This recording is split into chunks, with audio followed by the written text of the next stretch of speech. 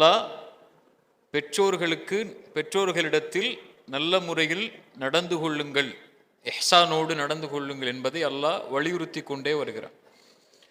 அல்லாஹ் இந்த விஷயத்தில் பதிய வைக்கக்கூடிய மிக முக்கியமான அம்சம், தௌஹீதுக்கு பிறகு, அல்லாவை வணங்குதலுக்கு பிறகு அல்லாவை நெருங்குவதற்குரிய மிக முக்கியமான காரியம் பெற்றோர்களுக்கு பணிவிடை செய்தல்.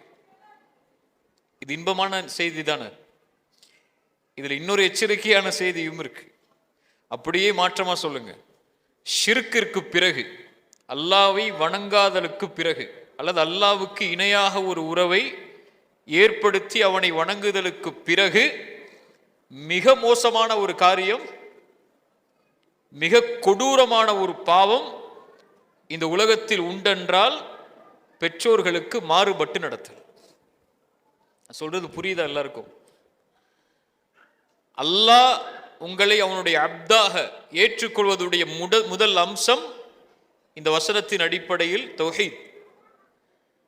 அல்லாஹ் உங்களை அவனுடைய அப்தாக இந்த உலக வாழ்வில் ஒரு முஃமினாக, மறுமையில் ஒரு முஃமினாக, கபருடைய வாழ்வில் வெற்றி அளிக்கக்கூடிய ஒரு அம்சமாக, மறுமையில் மஹ்ஷரில் நல்லவர்களோடு எழுப்பப்படுவதற்குரிய அம்சமாக, விசாரணை எளிதாவதற்குரிய அம்சமாக அல்லாஹ் குர்ஆனிலே முதலாவது நிர்பந்திக்கின்ற காரியம் தௌஹீத். தௌஹீதுக்கு பிறகு அல்லாவை ஒருவன் நெருங்குவதற்குரிய காரியமாக எடுத்துக்கொள்ள வேண்டிய காரியங்களில் அல்லாஹ் வலியுறுத்தக்கூடிய காரியம், என் மூலமாக படைக்கப்பட்டு என்னுடைய சக்தியால் உன்னை வெளியாக்கிய உன் பெற்றோர்களிடத்தில் நல்ல முறையில் நடந்து கொள். அதே அப்படியே மாற்றமா மறுபடியும் சொல்றேன். இந்த உலக வாழ்வில் இழிவான வாழ்வை வாழ்வதற்கு, இந்த உலகத்திலிருந்து பிரியும் போது இழிவான நிலையில் பிரிவதற்கு, கபருடைய வாழ்வில் தோல்வியுடைய காரியத்தை செய்வதற்கு மிக அம்சமான ஒரு காரியம், நாளை மறுமையில் ஒட்டுமொத்த மறுமையும் வீணாவதற்கு ஒரு மிக மிக மோசமான காரியம் ஷிர்க். அந்த ஷிர்க்கிற்கு பிறகு இத்துணை வாழ்வையும் தரைமட்டமாக ஒரு செயலாக்கும் என்றால், இந்த உலக வாழ்விலிருந்து என் உயிர் பிரியும் போது என் பெற்றோர்களுடைய பொருத்தம் என் மீது இல்லை என்றால், அவ்வளவுதான். பெருசா எப்படி விளக்குறதுன்னு தெரியல எனக்கு. இதுக்கு பிறகு இப்னு அப்பாஸ் ரலியல்லாஹு அன்ஹு அவர்களிடத்துல ஒரு நபித்தோழருடைய சபை, இமாம் புகாரி தானே அதமுல் முஃப்ரதுல பதிவு செய்யணும், ஒரு பெண் லா அலம் அமலன் அக்ரபு இலல்லாஹ் மின் பிர்ரில் வாலிதைன், இமாம் புகாரி ரஹ்மஹுல்லாஹ் அதமுல் முஃப்ரதுல பதிவு செய்யறாங்க இந்த நிகழ்வை. இப்னு அப்பாஸ் ரலியல்லாஹு அன்ஹுடைய சபையில ஒரு மனிதர் வர்றாரு. அவர் சொல்றாரு, இப்னு அப்பாஸ் அவர்களே, நான் ஒரு கொலை செஞ்சிட்டேன். ஒரு பெண்ணை நான் திருமணம் முடிப்பதற்காக பெண் பேசினேன் விருப்பத்தோட. ஆனால் அந்த பெண் என் அல்லாத ஒருத்தனை விரும்பி திருமணம் செய்வதற்காக வேறொருத்தரை பெண் பேசி மணமகனாக ஏற்றுக்கொண்டாள். கோபத்தில் என்ன பண்றதுன்னு தெரியாம நான் கொலை செஞ்சிட்டேன். ஃபஹல்லி மின் தௌபா, தண்டனை இருக்கு அவருக்கு. ஆனா இவர் கேட்கிறது, எனக்கு தௌபா இருக்கா, அல்லாஹ் என்னை மன்னிப்பானா? இப்னு அப்பாஸ் ரலியல்லாஹு அன்ஹு கேட்டாங்க, உன்னிடத்துல உன் தாய் உயிரோடு இருக்கிறாளான்னு சொல்லி. அவர் சொன்னாங்க, இல்ல. இப்ப நல்ல அமல்களை செஞ்சு அல்லாஹ்விடத்துல தௌபா செஞ்சு இந்த பாவத்திலிருந்து அல்லாஹ்விடத்துல மன்னிப்பை பெற்றுக்கொள்.